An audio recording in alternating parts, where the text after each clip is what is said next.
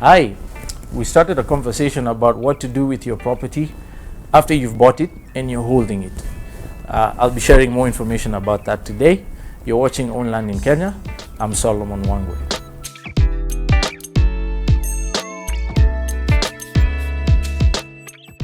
The other thing you can do with your property after you've fenced it, you've sorted out the accessibility, and you've made sure that it has utilities like power and water, is landscaping.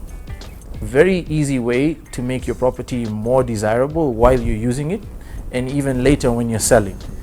Things like trees, flowery bushes, paved walkways go a long way in increasing your value and also convincing someone later on to buy. If my property looks nicer than yours and we're next to each other, chances are I'll get a buyer faster than you will, right? So that's an important thing to do.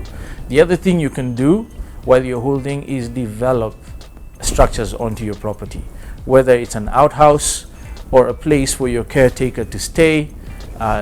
Just make sure it's decent, because that can also devalue your property. If you're putting up what we call mabati structures or sheet metal structures, that's a completely different proposition than stone or cement structures with ceramic tiles and so on. So you want to make sure that as you make these interventions along every step of the way, that it adds value to your property. Also, let me just point out that with every intervention that you make, generally speaking, for example, you spend 1 million shillings on fencing your property, the value increment will be more than the cost of the fencing. So it's a no-brainer. If you're going to hold a property for a while, take steps to increase its value while you're waiting, because it'll be more value in your pocket later. So I'll give you a few examples of some interventions that we ourselves have taken on properties that we've owned. This happened in Nanyuki actually. We bought a particular piece of land and decided to fence it. We went for concrete posts. They were 8-foot high concrete posts, much like the ones you'll see on government properties. The reason we went with concrete posts is because they last longer, they don't get eaten by termites, and they're much harder to steal because they are planted in the ground with cement and ballast and all that stuff. So it makes more sense. They are costlier than wooden posts, obviously, but they last longer. The other reason is because wooden posts very often get stolen and get used for firewood.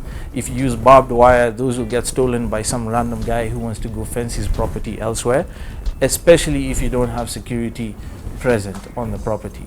So we took this step and did the concrete posts, but we made a huge mistake. We took time to install the chain link after the posts were up. And so what happened in the meantime is some idle herdsmen, as far as we can tell, came along and destroyed every single one of those posts because they were after the steel metal that goes inside the post for reinforcing, right? What they use it for, who knows, scrap metal or whatever. But the point is, if you're going to take these interventions, make sure you plan yourself adequately to spend enough money to finish the job at once, right? And we're recovering from that at the moment. But one of the interesting things that happened while we were doing the fencing is that people were offering us a little bit more than we were asking or intending to ask for the land, simply because of the security that the new fence posts implied. So it's a great way to add value to your property while you're waiting. Another important thing to do is to do beacons. We at Goshen Acquisitions, for example, install 6-foot tall, 10-inch diameter concrete steel reinforced beacons. We do that on every corner of our property simply because it ensures that we avoid boundary disputes in the future. Now, by law, there's what we call general boundaries and fixed boundaries. Most property in Kenya falls under general boundaries, which means they are not fixated to a global GPS system.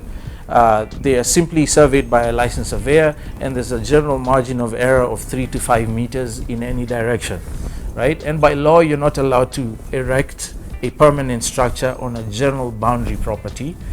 So if you're going to do that, you have to be in agreement with your neighbor so that later on they don't say that you encroach 5 meters into their property or vice versa.